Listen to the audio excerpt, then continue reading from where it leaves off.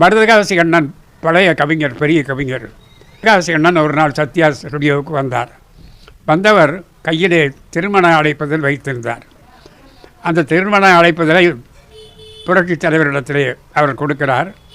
அப்போது புரட்சித் தலைவர் கேட்கிறார், பையன் திருமணத்துக்கு அளவுக்கு வளர்ந்து விட்டானா என்று கேட்டுவிட்டு பத்திரிகை திருமண அழைப்பதை வாங்கிக் கொள்கிறார். வாங்கிய உடனே அவர் மருதகாசி அண்ணன் திரும்புகிறார், போக ஆரம்பிக்கிறார். அப்போது தடுத்து நிறுத்தி நில்லுங்கள் என்கிறார். குஞ்சப்பனை அழைத்து காதிலே ஏதோ சொல்லுகிறார். அவர் கட்டாக பணம் கொண்டு வந்து புரட்சித் தலைவர் கையிலே கொடுக்கிறார்.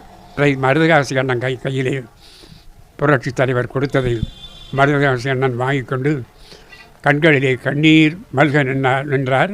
அப்போது தலைவர் போன பின்னாலே சொன்னார் மருதகாசி அண்ணன், நான் வெறும் அழைப்பதில் கொண்டு வந்து கொடுக்க வந்தேன், ஆனால் அவர் இவ்வளவு பணத்தை கொடுத்திருக்கிறார் என்று சொன்னார். அப்படி எல்லாருக்கும் கொடுத்தார்.